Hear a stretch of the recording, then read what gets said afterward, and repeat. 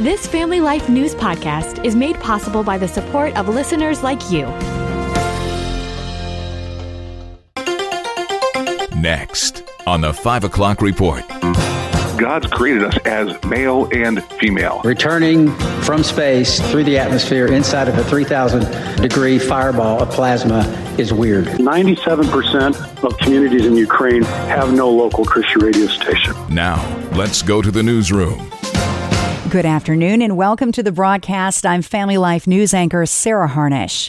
Landmarks across New York State will be illuminated tonight in honor of the Transgender Day of Visibility. There are parades and rallies in all 50 states, including Harrisburg, Pennsylvania. We won't go back! We won't go back! Protesters want biological males to be allowed in girls' bathrooms and on their sports teams. They're classifying as something that we're not, right? Just because we're trans or are, using the bathroom that we identify as doesn't make us a rapist. In New York, Governor Kathy Hochul put out a social media blitz today saying the Empire State has the, quote, strongest pro-trans laws in the nation, and we see you, we hear you. Jason McGuire with New York Family says gender dysphoria is a mental illness. God's created us as male and female. It's true at every single chromosome level of our body. If we are rejecting that at that molecular level, certainly there's going to be problems at a higher level as well. The majority of Americans, nearly 9 in 10, do not want biological boys in girls' bathrooms. A pair of astronauts that got stuck in space for the better part of a year spoke to the press for the first time today now that they're safely on the ground. Speaking from the Johnson Space Center, Butch Wilmore was asked how the trip home went. I can tell you that returning from space to or through the atmosphere inside of a 3,000-degree fireball of plasma is weird, regardless of how you look at it. Astronaut Sonny Williams. I wanted to hug my husband and hug my dogs, in that order. The duo got stuck in space for 9 months aboard the International Space Station after the ship that was supposed to take them home was deemed unsafe. President Trump's promised Liberation Day is less than 48 hours away. On Wednesday, new reciprocal tariffs are set to take effect against Canada, Mexico, China, and the European Union. It includes a 25% tariff on foreign automakers. The entire auto industry is bracing for impact. CBS business analyst Jill Schlesinger. You could be buying a GM, a Ford, and not even realize that 60% of the component parts of that car have been imported. Steve Moss owns a car dealership in Kimball, Minnesota. He's worried sales will slow down. This is just creating confusion and apprehension in the market, and that's not good for our industry. Millions of people are under a significant storm threat this afternoon. The line of weather stretching from New Orleans all the way up to Pennsylvania. Scott Stewart's mobile home was badly damaged by storms in Michigan yesterday. I heard the windows shatter right here. It blew out. They come out of my son's room. I said, get in the tub. And I said, there wasn't even time to, throw anything over us or nothing. And I just prayed. Nearly 500,000 people have no power right now in half a dozen states from Michigan to South Carolina nationwide. The death toll tops 2,000 in Myanmar after last week's destructive 7.7 magnitude earthquake. Asia correspondent Anna Corin. There are crews on the ground going about this painstaking work to see if there are any survivors. We saw those incredible rescues over the weekend, but as the days pass, hope is obviously fading. U.S. Air Force personnel from Japan are assisting in the rescue effort. Protesters are back at it on the campus of Columbia University today. Free, free, free Palestine! Free Mahmoud Khalil! Free Mahmoud Khalil! Free, free, free Uncle Khalil! Free, free Mahmoud Khalil! That is the man in custody accused of handing out pro-Hamas terror propaganda on campus. The alumni ripped up their diplomas in front of TV cameras today. Wisconsinites vote tomorrow to decide control of that state's highest court. The high-stakes Supreme Court race is smashing spending records. Liberal Judge Susan Crawford is taking on conservative candidate Brad Schimmel. Billionaire Elon Musk was in Green Bay last night where he handed out $1 million checks to 2 voters who signed a petition against activist judges. This is one of those things that may not seem that it's going to affect the entire destiny of humanity, but I think it will. That state Supreme Court race could flip Wisconsin's highest court from liberal to conservative. And sometimes it pays to dig in the dirt. A new type of antibiotic discovered in garden soil that's effective against a wide range of bacterial illnesses. 4.5 million people a year are dying from antibiotic resistance. It's a huge problem in the world that we don't talk about. So we really got to look into that. Still to come on the 5 o'clock report, Kathy Hochul and border czar Tom Homan go at it.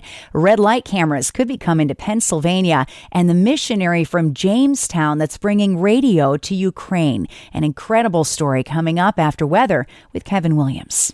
Here is your Family Life regional weather forecast. Our call for tonight is mostly cloudy. Be some evening showers and rumbles in parts of eastern Pennsylvania. Elsewhere, a stray shower followed by a few late night flurries. Low temperatures upper 20s and 30s. Tomorrow morning clouds, then turning out mostly sunny, but it will be a chillier day with high temperatures mostly in the 40s. And then on Wednesday, some sun and clouding up with later day and evening showers. They'll turn milder once again. High temperatures on Wednesday, anywhere from the mid 40s to the middle 50s. Thank you, Kevin. Checking the stories making news where you live across New York and Pennsylvania. The war of words continues between the governor of New York State and Donald Trump's new border czar, Tom Homan.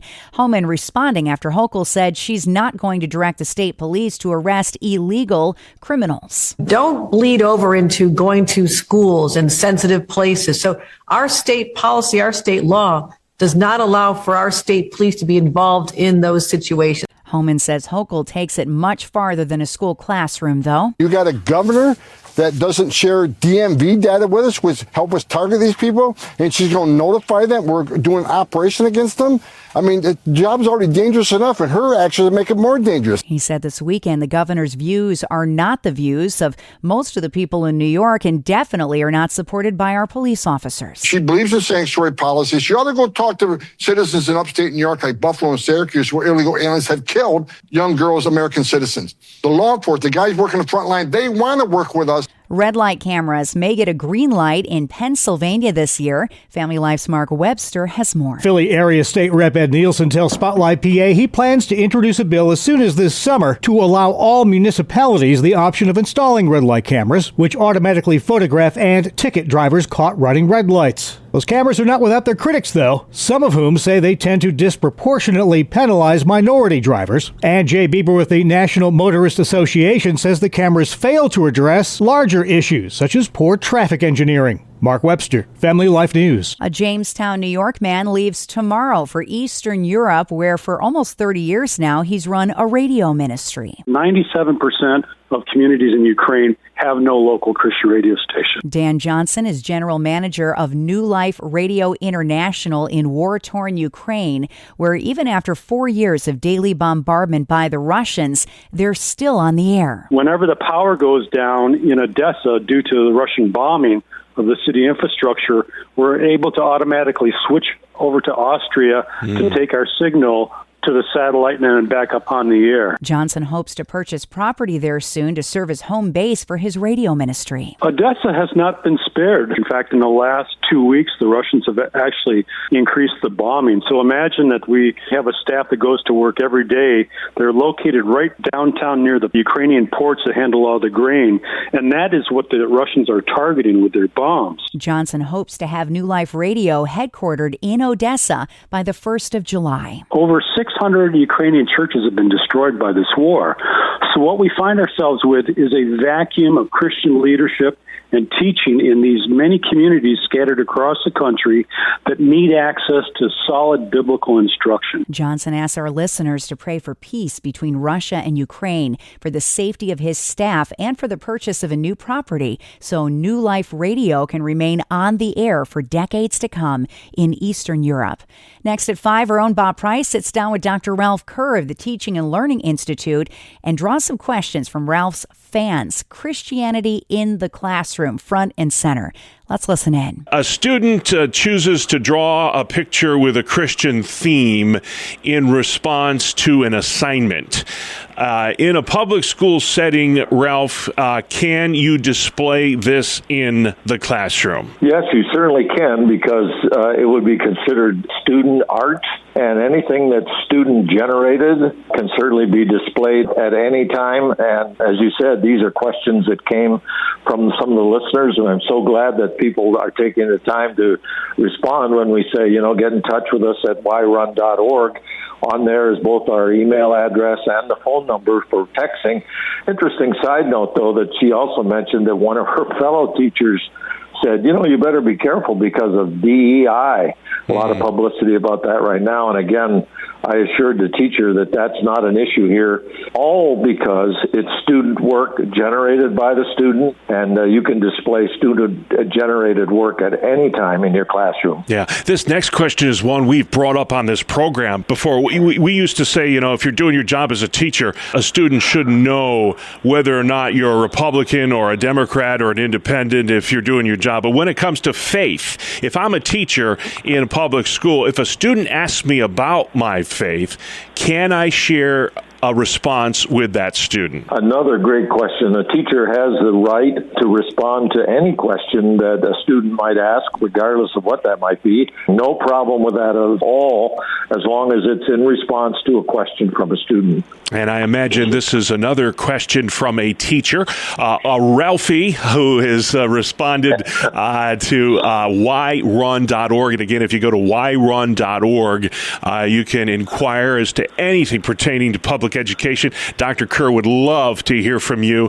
Can I hold a prayer meeting in my classroom prior to the start of school? Again, another great question. My response was, as long as it's prior to the time that you're expected to start work, and as long as there's no coercion to attend, there's certainly no problem with that at all. And it's just a great idea.